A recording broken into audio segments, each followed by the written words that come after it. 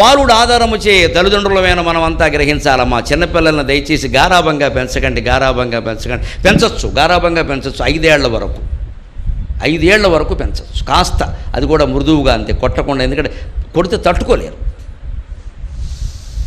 కానీ కాస్త అదిరిస్తూ ఉండాలి, బెదిరిస్తూ ఉండాలి. బాలుడు ఆధారము చే. పిల్లలు ఎప్పుడూ గారాబం వల్ల చెడిపోతారు. అతి ప్రేమ పనికిరాదు, అతి ప్రేమ పనికిరాదు.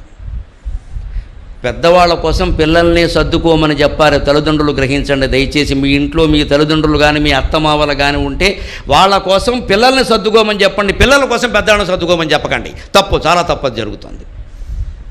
మీకు ఈ వయసులో టీవీ అవసరమా? పిల్లలకు వదిలేయచ్చుగా. పిల్లలకే చెప్పాలమ్మా ఆ మాట, అత్తగారిగా టీవీ అవసరం, ఇచ్చేసేయి. వెంటనే కోడలకు వచ్చేస్తుంది ఇంత పొగరు. అత్తగారికి చెబుతుంది ఈవిడికి 20, ఆవిడకి 60 వయస్సు. ఎలా చెబుతారండి అత్తగారికి, మావగారికిను? ఎందుకంటే మా పిల్లలు మాకు ముఖ్యం. వాళ్ళు కార్టూన్ పెట్టు కూర్చుంటాడు అక్కడ. వాడి కాలక్షేపాన టీవీ కావాలి. మరి పెద్దవాళ్ళు ఏమవుతారు? ఇంట్లో ఉన్నవాళ్ళు పెద్దవాళ్ళ కోసం పిల్లల్ని సర్దుకోమని చెప్పి పెద్దవాళ్ళే చెబితే పిల్లలకు వెంటనే అర్థమైపోతుంది. మన ఇంట్లో ముందు మా అమ్మ తాతయ్య, తర్వాత అమ్మ నాన్న, తర్వాత నేను చెల్లి. ఖచ్చితంగా వీడి జీవితం అంతా ఇదే ఫార్ములా అనుసరిస్తారని సూత్రం. వాడు గాడి తప్పడమా, వాడు గాడి తప్పడం. మనం చేయం దాన్ని. పెద్దవాళ్ళకి చెబుతాం, మీరు సర్దుకోవచ్చుగా. చిన్నపిల్లల వాళ్ళు ఏంటమ్మా చిన్నపిల్లలు, చిన్నపిల్లలకే చెప్పాలి, పెద్దవాళ్ళకి చెప్పొద్దు. 8 ఏళ్ల పిల్లకి పుట్టినరోజు వస్తే 80,000 ఖర్చు పెడతారండి. 80 ఏళ్ల తల్లికి పుట్టినరోజు వస్తే కోడలే విమర్శ చేస్తుందమ్మా. ఆ ముసలావుడికి ఇప్పుడు అంత పుట్టినరోజు అవసరమా అండి? నీకు అవసరమా? నీ మొగుడికి అవసరమా? నీ పిల్లకి అవసరమా? అలాగే అత్తగారికి కూడా అవసరం, మావగారికి కూడా అవసరం. చేయాల్సింది. 90 ఏళ్ళున్నా చేయాల్సిందే, 100 ఏళ్ళున్నా చేయాల్సిందే.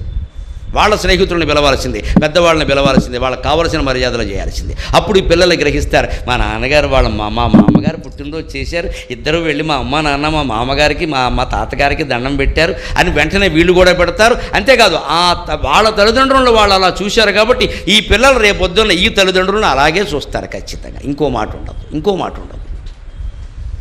మనం ఏం చేస్తాము? మన తల్లిదండ్రులు మనం వృద్ధాశ్రమంలో పారేసేసి పిల్లల్ని ఇంట్లో పెట్టుకుని పిల్లలకి మాత్రం తల్లిదండ్రులను జాగ్రత్తగా చూడవలను. ఇదో స్వార్థం. ఎక్కడ మీ అమ్మా నాన్న నువ్వు ఓల్డేజ్ హోమ్లో పారేస్తావా? నీ పిల్లలు మాత్రం నేను జాగ్రత్తగా చూడాలి. ఇందాక చెప్పానే, పాపాలన్నీ దేవుడు తీసుకోవాలి, పుణ్యాలు మన ఖాతాలో ఉండాలి. అందుకే పిల్లలు ఎప్పుడు పిల్లల మనస్తత్వం అండి, మనం చెప్పినట్టు చెయ్యరమ్మా, మనం చేసినట్టు చేస్తారు. గమనింతురుగాక. పిల్లలు మనం చేసినట్టు చేస్తారు, మనం చెప్పినట్టు చెయ్యరు. మనం ఏం చేస్తే చేస్తాం. మనం ఇంట్లో తల్లిదండ్రులను గౌరవిస్తే వాళ్ళు ఖచ్చితంగా గౌరవిస్తారు పెద్దవాళ్ళని. ఎవరు అప్పుడు వీళ్ళు గౌరవించే సమయం వచ్చేసరికి వాళ్ళు ఉండరుగా, ముసలాళ్ళు వీళ్ళేగా ఉండేది, వీళ్ళని గౌరవిస్తారు. అందుకని బాలుడు ఆధారము చే. జాభర్త దుర్మంత్రి చే. పరిపాలకుడు ఎంత మంచివాడైనా సరే, ముఖ్యమంత్రి స్థానంలో, ప్రధానమంత్రి స్థానంలో, అధికార స్థానాల్లో ఉన్నవాళ్ళు వాళ్ళు మంచివాళ్లే కావచ్చు, పక్కనే మంచి సలహాలు ఇచ్చేవాళ్ళు లేకపోతే సర్వమంగళ నామాసీత అయిపోయినట్టే లెక్క.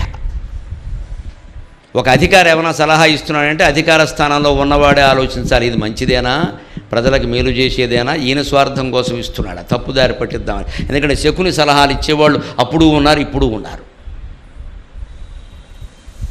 జాభర్త దుర్మంత్రి చే. ఎంత రాజకీయంలో ఎంత గొప్పవాడైనా సరే మంత్రి సలహాలు ఇచ్చేవాడు సరైన వాడు కాకపోతే దెబ్బతింటాడు. ఇవాళ ఇంకా విచిత్రం రాజకీయం. ఈయన సరైన సలహా ఇచ్చినా వినేవాళ్ళు లేడు అక్కడ. అది కూడా ఉంది ఇబ్బంది. ఈయన మంచి సలహా ఇస్తే వినడు. అందుకని 4 మంచి సలహాలు ఇస్తారు, వినకపోయేసరికి మనకి ఎందుకు వచ్చిన గొడవ, ఏ రంపసోడవరమో వాడేస్తారు, మనకి ఎందుకు వచ్చింది ఇది, వాడికి అవసరమైన సలహా ఇద్దామని చెబుతాడు. అందుకే ఎన్నికల్లో నెగ్గుతో బ్రహ్మాండంగా అంటాడు, వాడు ఎన్నికలు పెడతాడు, అదే కావాలి అంతే లేక. వాడు చెప్పింది నమ్మేశాడు. 2 పక్కల ఉంటుందండి ఇది. మంచి సలహాలు నమ్మకపోతే వాళ్ళు మాత్రం ఎందుకు ఇస్తారండి? ఎంత ఎక్కడి నుంచి వస్తుంది? ఎవరి హృదయాన్ని వారు పరిశీలించుకుని మనం నిష్కల్మషంగా ఉన్నామా లేదా అని ఆలోచించాలి. కానీ అధికారులు గొప్పవాళ్ళు, నాయకులు తక్కువ వాళ్ళు ఏం మాట్లాడడానికి వీలేదండి. లోపాలు అందరిలోనూ ఉన్నాయి, గుణాలు అందరిలోనూ ఉన్నాయి. జాభర్త దుర్మంత్రిచే. అంతేకాదు శృతిహానిన్ ద్విజుడు. బ్రాహ్మణుడైన వాడు వేదం చదవడం మర్చిపోతే, నాబోటిగాడు గ్రంథాలు చదవడం మర్చిపోతే, విద్యార్థి అయిన వాడు క్లాసు పుస్తకాలు చదవడం మర్చిపోతే చెడిపోతాడండి ఖచ్చితంగా. అనభ్యాసే విషం విద్య. వేసవకాలమే కదా అని మొత్తం పుస్తకాలన్నీ అవతల బారేసి ఆడుకుంటూ కూర్చుంటే 2 నెలలు కూడా తర్వాత పుస్తకం తెరిస్తే ఏం ఉండదండి. అంత చదవక్కల్లా, కానీ కొద్దిగానైనా చదవాలి, కాస్త మళ్ళీ వల్లి వేసుకోవాలి. ఆ రోజుల్లో వేదం అని చెప్పారు, ఈ రోజుల్లో ఏ చదువైనా అంతే.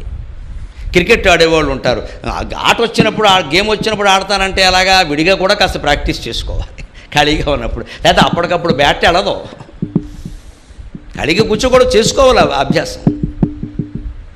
అది శృతిగాని ద్విజుడు అన్వయంబు కలుచే. మన వంశాల గురించి చాలా గొప్ప మాటలు చెబుతూ ఉంటాం. మా వంశం అంత గొప్పది, మా వంశం ఎంత గొప్పది. మీ అమ్మాయి కానీ మీ అబ్బాయి కానీ దుర్లక్షణాలతో పెరుగుతున్నారు అంటే మొత్తం వంశం శ్రీమద్ రమారమణ గోవిందో హరి అయిపోయినట్టే లెక్క. అసలు మా వంశంలో మా ఇంట వంట లేదండి కొంతమంది చెబుతూ ఉంటారు. ఈ మాట ఎక్కడ, ఈ వంట ఎక్కడతో తెలియదు నాకు. వంట అది ఓ వంట కాదు, కుకింగ్ కాదు. ఇంట వంట అంటే ఒళ్ళు శరీరం అన్నమాట. ఒళ్ళు వంట మా ఇంట్లో లేదు, మా ఒంట్లో లేదు. కానీ పిల్లలకు వచ్చే అవకాశం ఉందమ్మా. జీన్స్లోనే ఉండక్కర్లేదు. ఎప్పుడు మనిషి మీద 2 ప్రభావాలు ఉంటాయి. ఒకటి వారసత్వం, 2 పరిసరాలు. జెన్యువల్ అండ్ ఎన్విరాన్మెంటల్ అంటారు. 2 ఉంటాయి ఖచ్చితంగా. జీన్స్ను బట్టి కొన్ని ఉంటాయి, పరిసరాలు కూడా ప్రభావం ఉంటుంది ఖచ్చితంగా. మంచి సాంగత్యంలో ఉండేలా చూడాలి. లేకపోతే ఎంత మంచి సీతారాములకు కలిగిన సంతానమైనా చెడిపోయే అవకాశం ఉంది. సీతారాములకు కలిగిన సంతానం కూడా చెడిపోయే అవకాశం ఉంది, అనుమానమే లేదు. సీతారాములు వ్యవహరించినట్టే వాళ్ళ సంతానం వ్యవహరించాలని ఏం లేదు అక్కడ. అందుకని మా ఇల్లు మంచిదండి, మా వంశంలో ఎక్కడ లేదండి, మీ అబ్బాయి దొంగతనం చేశారండి అని చెబుతుంటే అసలు మా ఇంట వంట లేదండి, మా వాడు అలా అంత గుడ్డిగా సమర్థించకవాడు. అక్కడే నిలబడి ఉన్నాడు, కొంపలు అంటుకుంటా. చేశాను వాడే ఒప్పుకున్నాడు అప్పటికే. అవసరమైతే ఈ వంశం పేరు చెప్పి ఎలా చేసేవారా, ఇంత వంశంలో పుట్టిన అడుగు, అది వేరే. అందుకని పుట్టరని చెప్పేస్తావేటి. అన్వయంబు కలుచే. ఒక్క దుర్మార్గుడైన కొడుకు కానీ కూతురు కానీ పుడితే